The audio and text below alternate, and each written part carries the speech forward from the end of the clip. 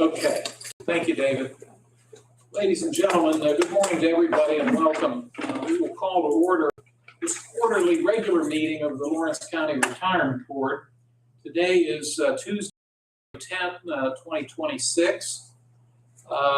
We ask if you have any type of electronic communication device, if you'd please put it on vibrate or silent. We would appreciate that courtesy. We'll note that this meeting is being live streamed and also recorded. We always begin the meeting with the Pledge of Allegiance. We'd ask you to remain standing for a moment of silence. Controller Crestapine, could you lead us in the pledge? I pledge allegiance to the flag of the United States of America and to the republic for which it stands, one nation, under God, indivisible, with liberty and justice for all. Please remain standing. We'll have a moment of silence. Thank you all very much. Vanessa, could you call the roll, please? Controller Crestapine. Here. Treasurer Rapone. Present. Commissioner Sinata. Here. Commissioner Kennedy. Here. Commissioner Vogler. Here. We do have a quorum. All 5 members of this board are present. We have 2 opportunities for public comment, one in just a moment or 2, and then one before we adjourn. We welcome your comments. We note that you're welcome to speak both times. If you just want to speak one time, that's fine. Or if you're just here to listen, that's also fine. We ask that your comments be related to county retirement board matters. And if you could try to limit your time to about 5 minutes or so, we would appreciate that courtesy. And actually, that does take us to a public comment.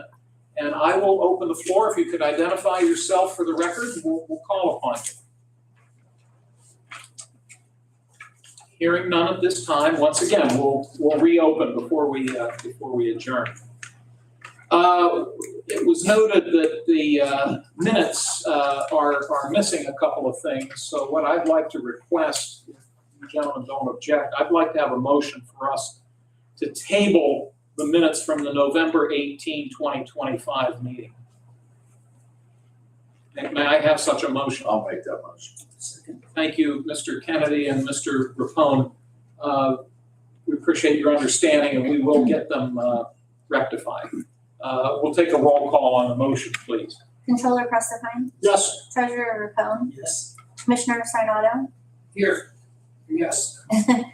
Commissioner Kennedy. Yes. Commissioner Vogler. Yes. Motion carries. Thank you very much. Let me also note that on the printed agenda, numbers 2 and 3 were acted on at the November 18 meeting. And I'm just want to confirm that with particularly our county controller. That's your understanding, sir? Yes. Okay, so we are going to remove items 2 and 3 from the agenda since they were acted on at the prior meeting.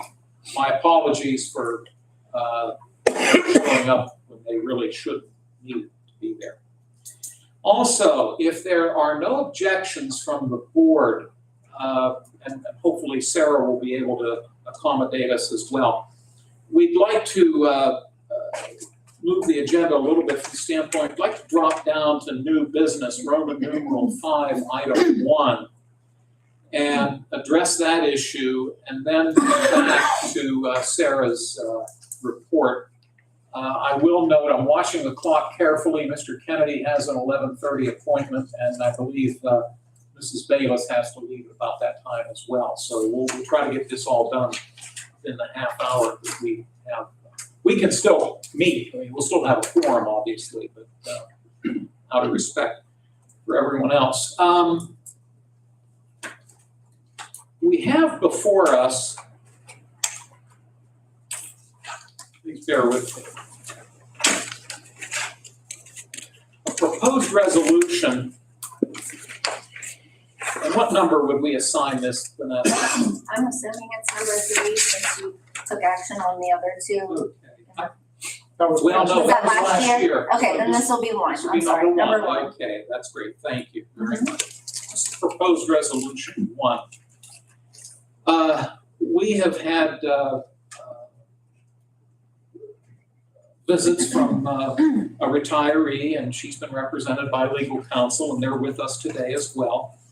And we took into consideration the issue that they brought before us, and we have referred this matter to outside legal counsel.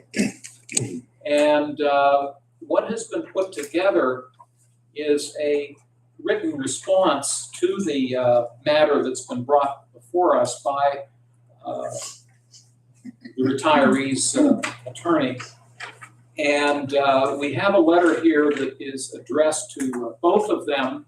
It is a notice of determination, and it involves background. The document was drafted by Attorney Gabriel, who I believe is with Campbell Durant. I hope I'm correct in saying that. I'm uncertain of the firm, but I did speak with Attorney Gabriel on several occasions. Thank you, Counselor. The document does give background. It references the county pension law. It does an analysis, reaches a number of conclusions, and then at the very end, it does note that there is the right to request a hearing as it relates to the determination that we are going to give consideration to at this time. So there is that opportunity if a hearing is requested. What we're looking at is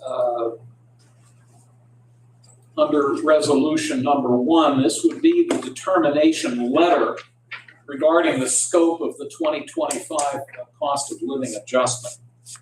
And the bottom line on this document, I'll read it into the record. It cites the various, it cites a number of court cases. It cites the county pension law. And then it concludes that upon further legal review, the request by the retiree for a cost of living adjustment based on the Consumer Price Index for 2023-2024 is denied. But again, as I made note, immediately following that, there is a paragraph that talks about the opportunity to request a hearing on this matter. We have been advised by legal counsel. Legal counsel has recommended to us that we put the entire document on letterhead, and after the vote is taken, we would affix our signatures to this document, and then we will provide you immediately after the vote with the document for your records. I believe, I'm hoping that my colleagues have seen this document. And before I take, well, let me take a motion for proposed resolution 1, which again is approving the determination letter regarding the scope of the decision that had been made relative to the 2025 cost of living adjustment on the part of this board. And I have a motion for that. I'll make the motion. Thank you, Mr. Prestipine. Is there a second? I'll second. Thank you, Mr. Kennedy. And obviously, before we take a vote, I'm going to open it up to see if my colleagues have any concerns, and I'll start with Mr. Sonata. Thank you. Mr. Prestipine? Mr. Rapone? And Mr. Kennedy?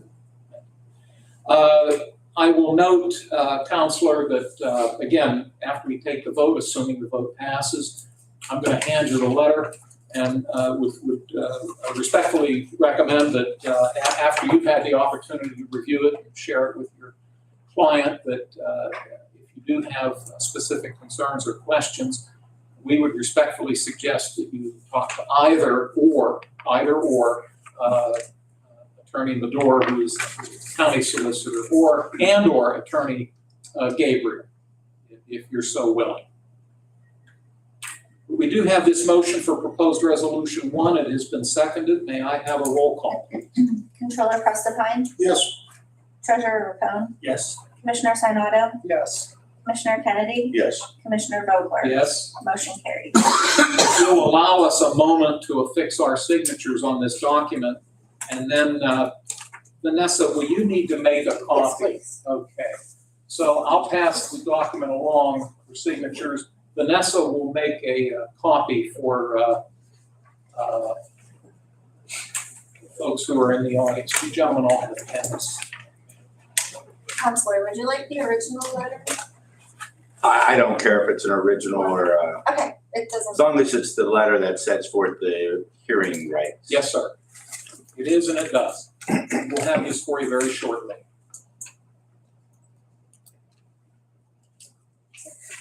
The letter.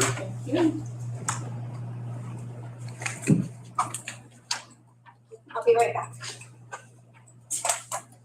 Now, again, out of respect for your schedules, and notwithstanding the fact that we are recommending that after you've reviewed it, we would suggest that you, if you need to speak with Mr. Madore and or Mr. Gabriel. But and we will have public comment before we adjourn. But once the letter is given to you, are there any comments that you might have at this time? Well, no, I want to review the letter, review the law, and if there's a possibility of a hearing, I'm not going to be making any statements in public that might have impact on the hearing process if we choose that route. So at this point in time, we're thankful that you took under advisement. We're looking forward to seeing what the determination letter says, and then we'll review our rights thereafter. Counselor, we thank you. And once Vanessa has the copy made, she'll hand it to you. As we noted earlier, you're very welcome to stay for the balance of the meeting. If you do have to move along or prefer to move along, we certainly understand. Thank you. Certainly. Thank you, sir.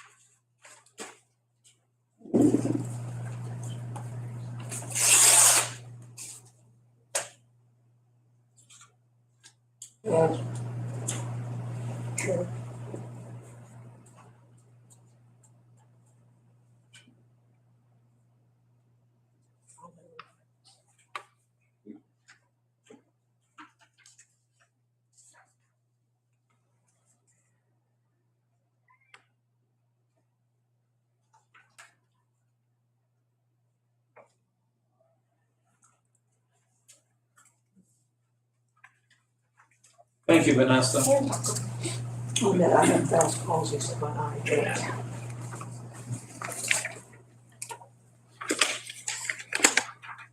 Well, we thank you all for your input on this matter. We will now move along to Roman numeral 4. By the way, I have to apologize to my colleagues. I try to remember to do this. I should have asked if any of you had any opening statements or concerns, and I'll start with Mr. Kennedy. Mr. Raffone and Mr. Prestipine and Mr. Savant. Again, I want to thank you two gentlemen in particular for catching a couple of these errors that shouldn't have been there. So thank you for that. We move on to Roman numeral 4, and Sarah, it's always a pleasure to have you here.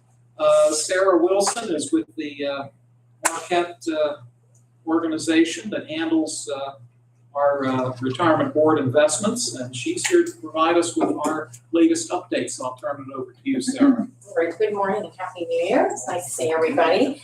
And I give you an update for January performance, so we can go back quickly.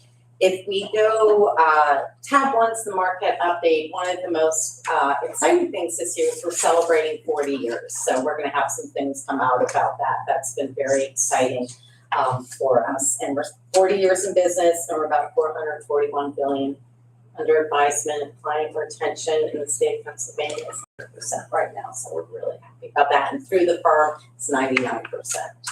We turn to Exhibit 2, we'll talk about what's been going on in the US economy. As you know, it was a great year for the market. We've had some nice returns. We did see in the fourth quarter, real GDP increased at an annual rate of 2.2. They said the federal government shutdown likely played a large role in the slowdown. So we've seen a little bit of a dip as economists estimate a disruption shaped 1% to 1.5% of headline GDP during the quarter. So we now are going to start getting all the data. When the government shutdown happened, we didn't get a lot of the data on what's going on. We looked at what's going on with capital expenditure within the technology, and that is really going to be where we're going to see growth this year. We look at that chart at the bottom, and you can see what has happened. They are going to increase approximately $400 billion in 2025 to nearly $540 billion in 2026. And it further may expect the 2026 forecast to be revised higher in the coming months following updated company guidance. I think what's really interesting is that Microsoft, Meta, Amazon are projecting to increase their capital expenditure 60% from last year. So really, if you take that away, we need to really kind of look at what's happening with the economy because they are growing so fast and this AI infrastructure, it's going to be really hard. You know, they've got to build data centers. I mean, it's going to be good for the economy, but can they keep up with this growth? So, you know, we kind of stand back. We know that these technology companies are really driving the market. So you kind of take that percent out, what is the underlying of that? So we do expect a good year for the market, but we're also saying we need to be very cautious. We looked at what's happened with Google, and Google has the potential of decreasing because of AI, their internet searching, which I thought was interesting. So AI is playing this great role, but then we're going to have to look on the effect. We've talked about it with workers. We've talked about it now with companies that are going to kind of lose a little bit on that search engine, just go ask AI. So that's going to be interesting. We look at page 11, we talk about the One Big Beautiful Bill. We talked about that the last quarter. We said in 2026 is really where you're going to see in 2027 the impact of the One Big Beautiful Bill, and then it's going to start decreasing. We look at the average federal tax refunds. For example, Goldman Sachs estimate the U.S. consumer will receive an extra $100 billion in tax refunds for the first half of this year compared to last year, meaning that that will be money going into the economy there. And then we talk about job openings, and I think that when we looked at what happened from the fourth quarter and we look at really where the Fed's going, we'll talk a little bit about that. The unemployment rate remains low, weekly jobless claims are remarkably well behaved, but monthly payroll shows a clear deceleration in hiring. Job openings have fallen to the early 2021. So it's a soft job market. And when you start seeing a soft kind of labor market, you're going to start having that kind of affect the economy. Consumers are still out spending, so we don't have to worry about that. Retail came in unbelievable again. You know, the consumer just keeps going and going and going on that, and that's upheld. Now the Fed we know has now appointed Kevin Warsh, and he's an interesting appointment. It's going to have a little bit of impact on policy. You know, Trump really wants the Fed chair to go in and push for cutting, you know, cut. And the rest of that board really doesn't want to cut as much. So we're going to have to see if he's going to be happy with this Fed and how it's going to, what's going to happen. He is very critical of the Fed's balance sheet. He did align himself with lower rates in 2025. And then Fed should be aggressively reducing the size of this balance sheet. So that's going to have a little bit of a dynamic. The futures market thinks, as we know, there was 50 basis point cuts in fourth quarter. Going forward, the future markets are saying possibly 2 cuts to 3 cuts this year. I would think it's probably going to be 2 cuts, depending on what happens with when we get some more data on there. There's not going to be any jump to go cutting right now. We'll probably look at June, and then he's going to set his policy there. So it's going to just be interesting. I don't think there's going to be much change with them in the first 2 years. I think we'll really see it in the following years when they really start targeting that balance sheet. If you turn the page, one of the global economy growth outside the US is expected to slow modestly in 2026. Second, trade policy, investments, global geopolitical tensions. In China, export strength was likely help offset headwinds from the weak consumer spending in the property market. So while exports in the US have significantly declined, we know tariffs, and I think we're starting to feel tariffs are now really starting to come back into the economy slowly. Remember, tariffs were the big headline last year, and we kind of have not really heard about them right now, but that's because they're slowly inching into the economy. And we look at China's growth, and they're exporting, and they're really exporting to Europe, and gains in the global export share have mirrored losses in the euro area. So when we look at that, look at the negative contribution, impact of higher China export growth on Europe. So the higher imports from China, substitution away from other importers, the real income effect. And so we're gonna kind of have our eyes on China this year, and we're gonna incense Europe in your global managers and seeing what the effect has been on that. Fourth quarter, as you can see on page 13, what a great year, 17.1 for US equities, but this is really where a large part of your performance came from and where you made some asset allocation changes in the last few years. Developed non-US equities for the year were up 31%. Emerging market equities were up 33.6. Bonds had a great year, 7.3. High yield bonds had 8.6, and then we look at what has happened with the economies, commodities, 15.8, infrastructure, and then US REITs kind of just basically struggled. We knew that they're gonna probably take off now that all these interest rate cuts have gone in there. I think commodities meanwhile were in the black despite weakness in energy. Crude oil prices declined by 10%. And then we go look at precious metals. I think this is a very interesting thing. We know that the consumer investors will always run to gold. So gold moved from 1898 ounces at the end of 20 to $5,375 on January 29th, representing a gain of 181%. During that time, silver exhibited also from $26 an ounce to $116 an ounce, a gain of 338%. And then February, January 30th went down. And we saw a staggering a real big decrease. A primary factor for driving strong precious metal performance is global inflation and geopolitical instability.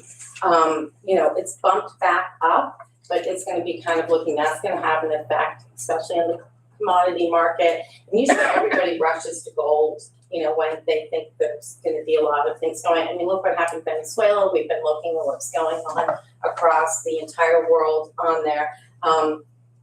Your managers do have exposure to that, so that has really helped when you look at January's performance. They had a nice performance, and they don't have much, but we'll be watching that closely. And everybody says, I wish I sold my gold. At that point. And we don't look for it coming back up. I mean, gold will. Silver is probably just going to go like this again. We've seen that. If you turn page 14, it was small advancement in fourth quarter. But we saw, U.S. Equities had a great return at 17%. Communication services, consumer discretionary. If we looked at that from last quarter, that was really kind of taking a step back at 5.9%. Energy we talked about only at 7.6%. And then we look at healthcare is up, industrials are up, and information technology yet again is gone up. One of the things that we have seen from a style perspective is value actually outperformed this quarter. And usually growth stocks. So that's been great for your value stocks. We kind of seen that go back. You have to remember your small cap, and we'll talk a little bit about that with Eaton Vance. Your small cap are kind of growth, so they've underperformed for the quarter. And we look at what's happening with growth stocks and small caps. Small caps are really, really going to struggle. We're hoping that they'll take off by the mid this year. We still think you need exposure to them.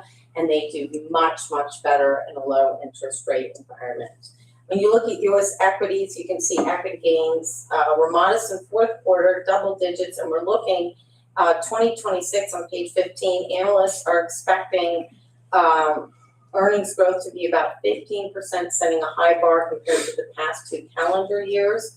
And then we look at what's going to happen with S&P versus bond volatility. And we know that there. I think when you look at what nothing happens, this info will drive the market. So the mega sevens, so we're just gonna have to bear with some of our managers that don't have as much exposure. There, you're well diversified. Infrastructure in the next couple of years is gonna be your takeoff. And also real estate, because real estate is gonna buy the land that all these data centers are gonna get built on. The problem only with that is they can't keep up with the growth. So we're gonna see this tremendous need for data centers in the next couple of years to keep up with all of it. And then what's gonna happen?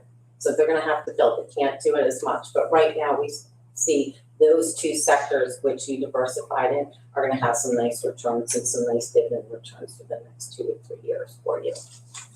Are there any questions on the market?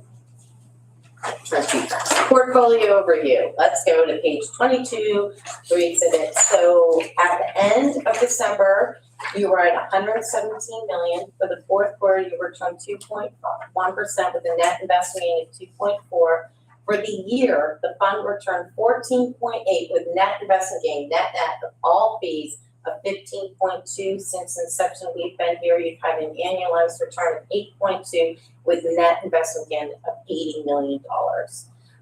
Real estate and infrastructure were positive. U.S. equity were positive. Global managers, MNBAC were positive. And then we look at global equity was negative for the quarter. The small cap manager, Eaton Vance, a little right up. And global manager WCM, which is now back on track. And then what we did is we took $3 million and we put that into TA Realty. We've made some changes with your real estate manager. And you have low investment fees all in at 27 basis points. So that is extremely low for the amount of diversification you have. And you can see we're right on the market. You know, we always talked about that during a market that goes up, value is not always in favor, but we protect you on the down market. So you've done very well against your benchmark. All right, let's go quickly to the managers, and then I just want to go through the update. So your managers on page 32, Eaton Vance has just struggled, and 3 parts of that is small cap has really struggled. They have all small cap managers have struggled. If you look at the top 25 managers, Eaton Vance is right there. They have made some changes. You know, we get updates all the time on them, but we still see them. They're focusing on quality, and they're more value, even though they say they're growth when they go and invest. So we're just going to have to see what happens. They adjusted their insurance weight in the portfolio roughly by 5%.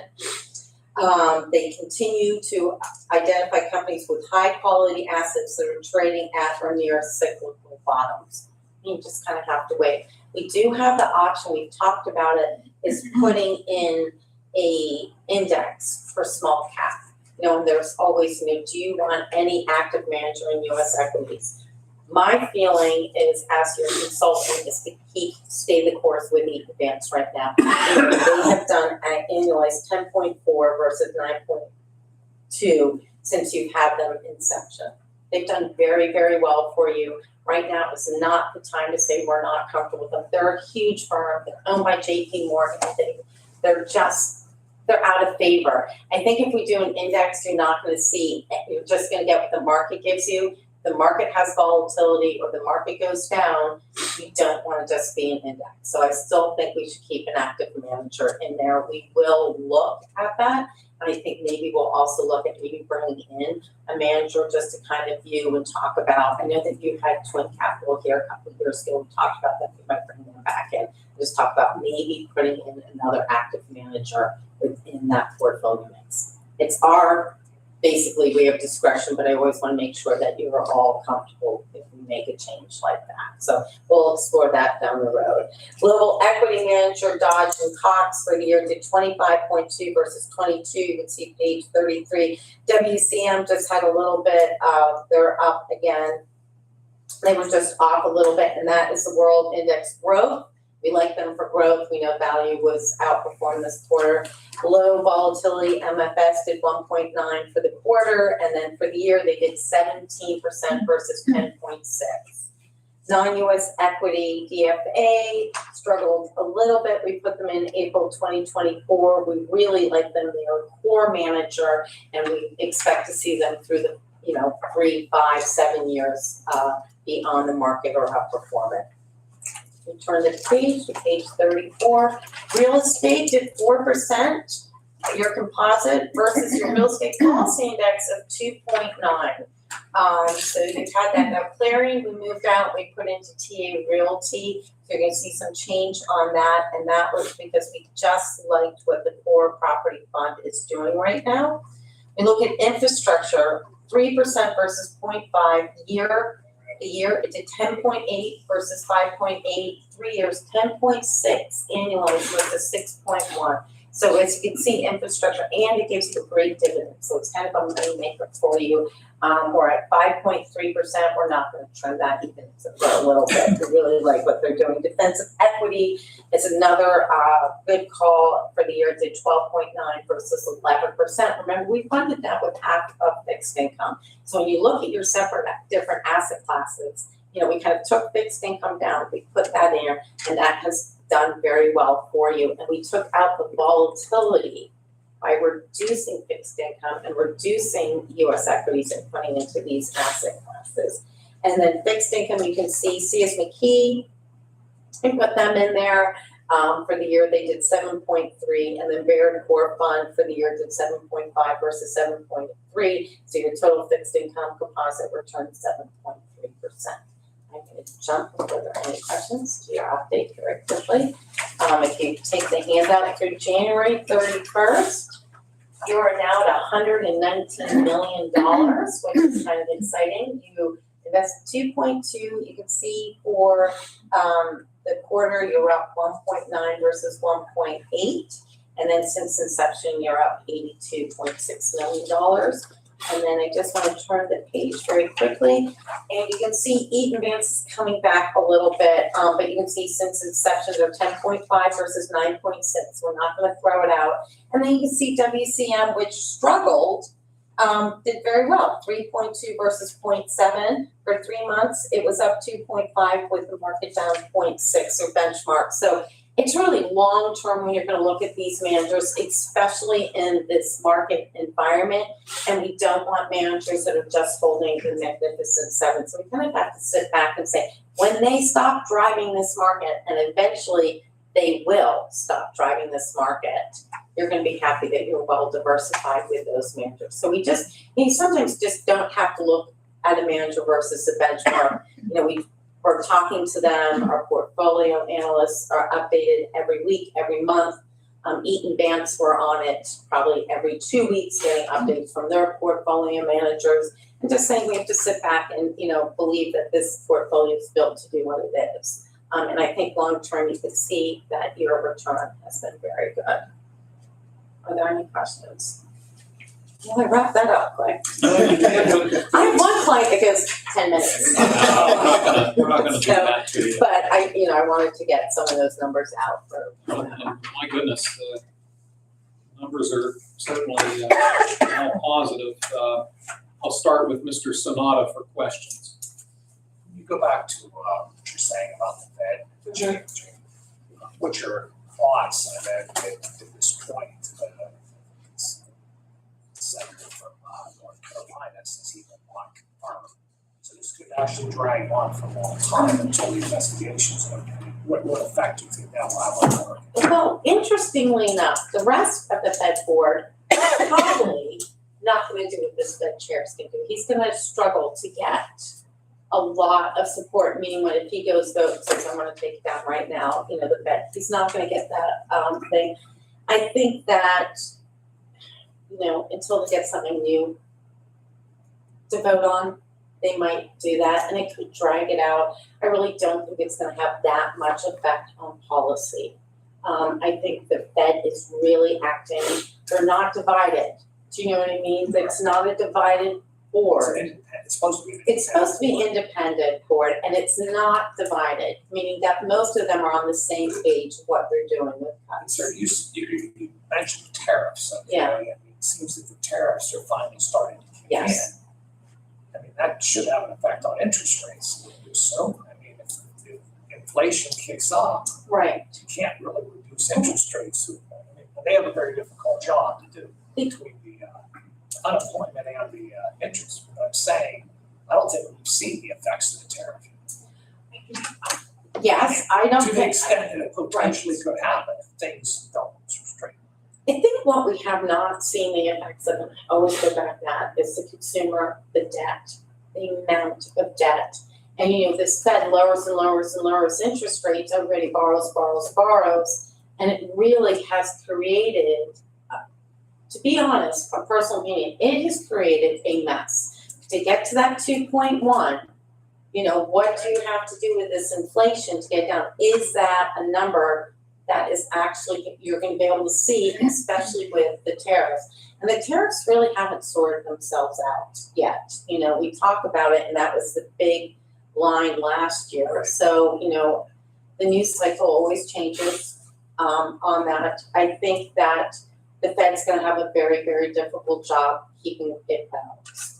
And I think with the economy, and I think they're gonna have to see. I think the one thing, if I look at this market at all, I've known is that soft labor market's gonna really have an effect. Because if you go out and go grocery shopping, or you go look at the cost of everything right now, with a soft labor market, with where credit card, they've lowered it. Has anybody seen a lower in their credit card annual rate? No. And when they upped the Fed rate so high, it took 6 months for the money markets to feel that. So it's, this effect that's gonna happen. I think if they don't confirm it and they put somebody else in, I don't think it's really gonna affect the market. I really don't these days. I think you've got more. I don't know.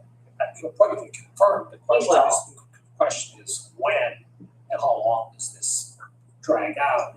It could drag out, if it dragged out till June, they're not expected to do anything till June. I personally don't think it's gonna have an effect as we think it is. I think it's more, headlines on that. I think the Fed knows where they wanna go. I think they're waiting to get a lot of data. Remember last quarter with the government shutdown, they did not get a lot of their data. I think this quarter, once we get all of the CPI, we get everything in, then we'll know the direction that it's gonna go. And you've got a really strong market right now. It's back yet again. S&P, the Dow, yet again, historic highs. So if something happens, then that's gonna be, and we saw last year, the market had a tremendous in April, it went down and, everybody panicked, and went right back up. So I think you've got a very volatile market still. Thanks. Did that answer the question? Yes, you did. Yeah, I appreciate your insight because you get some of these sources of what's going on. Economics is economics.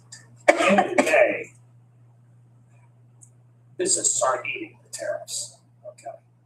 Importers aren't eating the tariffs. It's going to come down to the consumer. It's gonna come down to the consumer, and we saw consumer discretion, consumer spending. And I think that's really an issue. But thank you. Thank you. Mr. Kennedy? No? Mr. Rapone? Yeah. Funding, there we go, funding. So I was still saying, it's like 98.3 or something like that. We'll be getting our new evaluation done probably next week. Probably for next meeting. My question's a good question. So it's safe to say we are almost fully funded. Correct. Okay, thank you. That's you're taking care of that, Mr. Rapone. Mr. Prestipine, questions or comments? Nope.